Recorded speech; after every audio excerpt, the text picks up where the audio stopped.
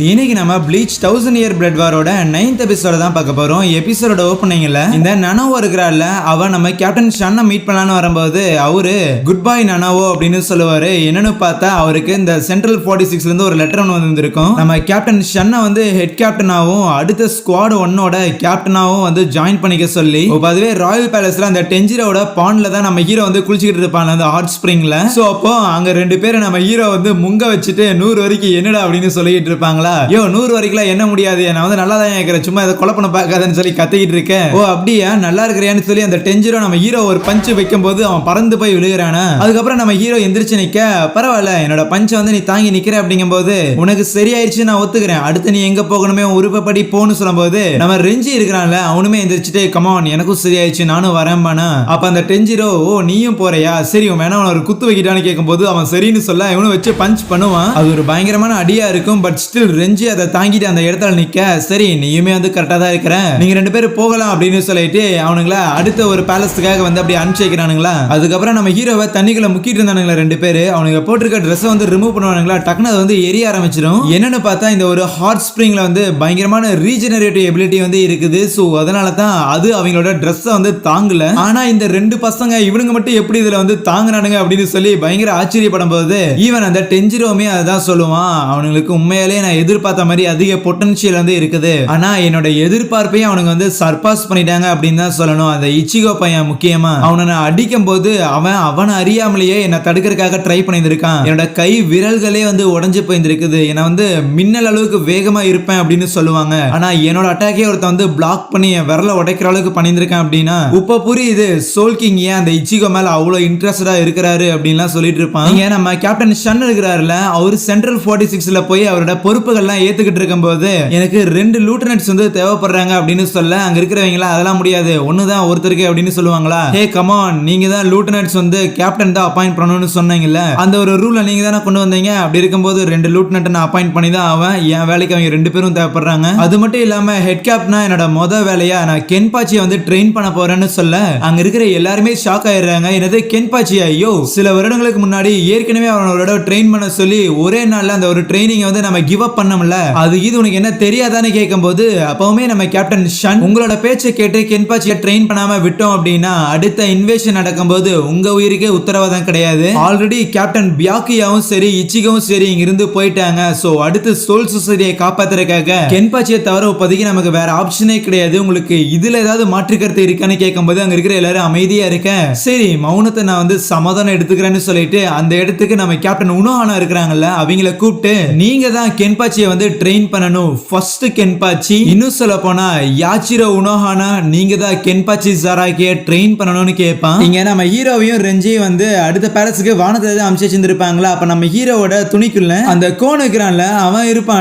டக்குனு அவன் வந்து பெருசாகும் போது அவன் வந்து புசு புசுன்னு தான் இருப்பான், அவன் மேல விழுந்துதான் அவங்க வந்து தப்பிக்கிறாங்க. இப்ப பார்த்தா அந்த கிரியோ அப்படின்னு ஒரு லேடி இருந்தாங்கல்ல, சோ அவங்களோட பேலஸ்க்கு தான் வந்திருக்காங்க. ஆனா கூட்டிட்டு போனவங்க அப்படியே அந்த இடத்துல வந்து பயங்கரமா தடபுடலா வந்து சமையல்லாம் செஞ்சுட்டு அதை நம்ம ஹீரோக்கு ரெஞ்சிக்கு வந்து கொடுக்கும்போது ஆஹா பார்த்தாலே எச்சி உறுதி அப்படின்னு சொல்லி அவனுக்கு 2 பேரும் அதை வந்து அப்படியே பூந்து விளையாட ஆரம்பிச்சிடுறானுங்க. ஈவன் நம்ம கோனெல்லாம் ஆஹா என்னால சாப்பிட முடியல அப்படின்னு சொல்லி பயங்கர பொறாமையில இருக்க, சரி சரி நீங்க சாப்பிட்டே இருங்க உங்களுக்கு வந்து நான் டெசர்ட் கொண்டு வரேன் அப்படின்னு சொல்லிட்டு அவங்க சமைக்கிறதுக்காக போயிருவாங்களா. நம்ம ஹீரோவும் அப்படியே பயங்கரமா சாப்பிட்டு ஒரு பாயிண்ட்டுக்கு மேல டே ரெஞ்சி கீழே என்னன்னா சோல் சொசைட்டில எல்லாருமே பயங்கரமான ட்ரைனிங் வந்து எடுத்துட்டு இருக்காங்க, ஆனா அதே நேரத்துல நாம என்னன்னா இங்க வந்துட்டு குளிக்கிறதும் சாப்பிடுறதும் மாதிரி பண்ணிக்கிட்டு இருக்கிறோம், கொஞ்சம் கூட நம்ம வந்து பவரான மாதிரியே தெரியல, அடுத்த பேட்டில் நான் வந்து என்ன பண்ண போறேன்னு தெரியாம அவன் வந்து புலம்பும் போது அப்ப ரெஞ்சி என்னடா முட்டா பையன் மாதிரி வளரிட்டு இருக்கிற, சி போன பேட்டில் நமக்கு அடிபட்டது, பட்ட அடியை வந்து அந்த குளியை போட்டு நம்ம சரி பண்ணிட்டோம், இப்ப நம்ம உடம்புக்கு ட்ரைனிங் எடுக்கிறதுக்கு ஸ்ட்ரென்த் தேவைப்படுது, அதனால சாப்பிட்டுக்கிட்டு இருக்கிறோம், இதுல எந்த தப்பும் கிடையாது, கண்டிப்பா சாப்பிட்டு முடிச்சிட்டு பயங்கரமா ட்ரைனிங் எடுக்க போறோம், அடுத்து எவன் வந்தாலும் அவனை தூக்கி போட்டு முதிக்க போறேன்னு சொல்ல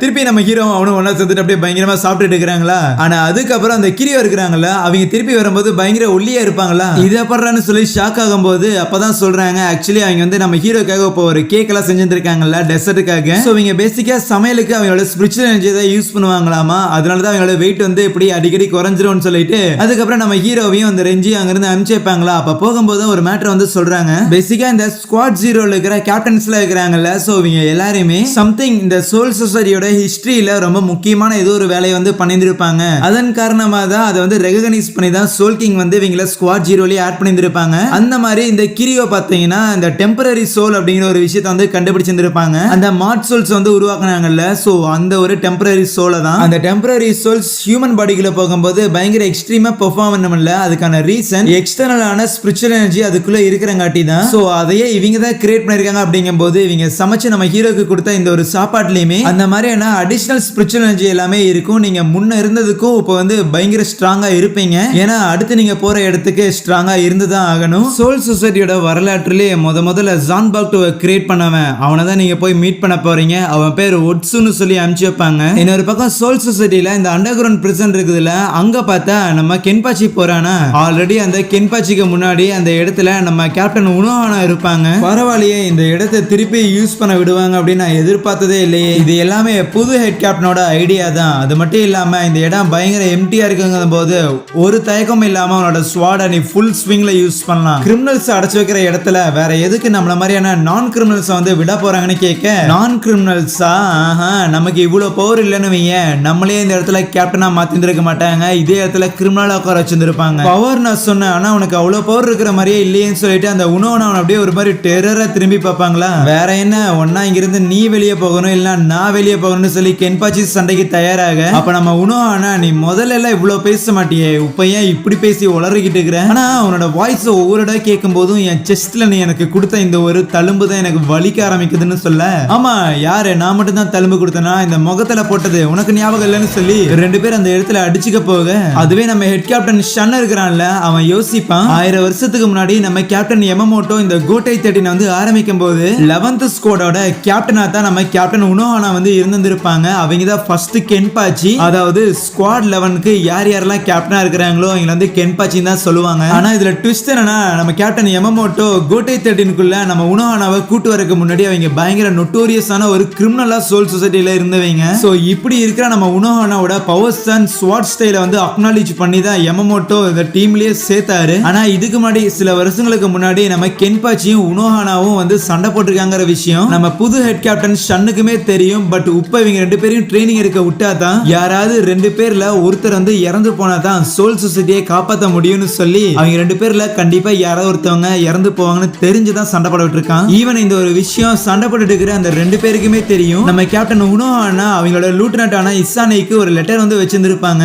அதே நேரத்துல கென்பாச்சி அவனோட ஐ பேட்சை வந்து கழட்டி விட்டு போயிருந்திருக்க. அதை பார்க்கும்போது யாச்சிர் வந்து புரிஞ்சுக்கிறான். இங்க கென்பாச்சி உனோஹானா எடுத்து சண்டை போடும் போது அப்போ உனோஹானா நம்ம கென்பாச்சியோட சோட அசால்ட்டா தடுத்துட்டு கழுத்துல ஒரு வெட்டு போட, இருந்தாலும் ஆப்வியஸ்லி கென்பாச்சி வந்து திருப்பி சண்டை போடுறதுக்காக வருவானா. பட் உனோஹானா அதை டாமினேட் பண்றாங்க. அந்த இடத்துல கென்பாச்சி ஒரு பாயிண்ட்ல வந்து ஒரு கத்தி எடுத்து சைடுல சொருகி விட்டு போயிருவாங்களா. என்னடா அவ்வளவுதான் உன்னால முடியுமா அப்படின்னு நக்கல் பண்ணும்போது அவன் கடுப்பாயிருவான். இந்த மாதிரி சம்பந்தமே இல்லாம ஏதோ ஒரு பிளேட் எடுத்து அட்டாக் பண்ற மாதிரியான சீப்பான ட்ரிக்ஸ் எல்லாம் நான் அட்மையர் பண்ண உனோஹானா அப்படி பண்ண மாட்டாங்கன்னு சொல்லும்போது திருப்பி அப்படியே கென்பாச்சி வந்து பயங்கரமா அடிச்சிட்டு அப்படியே கார்னர் பண்ணி, நான் எப்பவும் மாறவே இல்லை, நான் எப்பவுமே இந்த ஒரு ட்ரிக்ஸ் எல்லாம் பயன்படுத்துற ஒரு ஆளு தான். ஆனா என்ன அன்னைக்கும் கூட சண்டை போடும் போது எனக்கு அதுக்கான வாய்ப்பு வந்து ஏற்படலைன்னு சொல்லுவாங்களா. இதை கேட்ட கென்பாச்சி அப்படின்னா என்ன நான் வந்து வீக் ஆயிட்டேன்னு சொல்றீங்களான்னு கேட்டுட்டு அப்படியே ஒரு விஷயத்தை யோசிப்பான். அவன் வந்து லைக் சின்ன வயசுல இருந்து நிறைய பேட்டில் எல்லாம் பண்ணிருப்பானா, அவனுக்கு எல்லாமே வந்து போரா தான் இருந்திருக்கும். உனோஹானாவை மீட் பண்ற வரைக்கும் அப்பதான் முதல்ல அவன் பயத்தையே வந்து உணர்ந்துருப்பான். ஒரு சண்டை போறதுல எவ்வளவு ஹாப்பினஸ் இருக்கும் அப்படிங்கறத அவன் பார்த்துருப்பான். ஆனா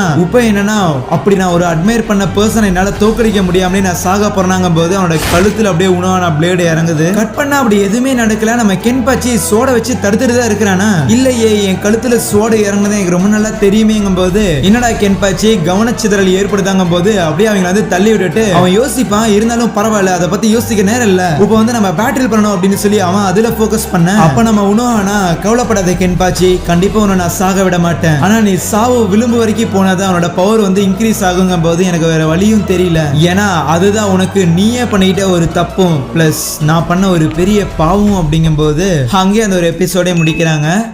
சோ யா, தேங்க்யூ.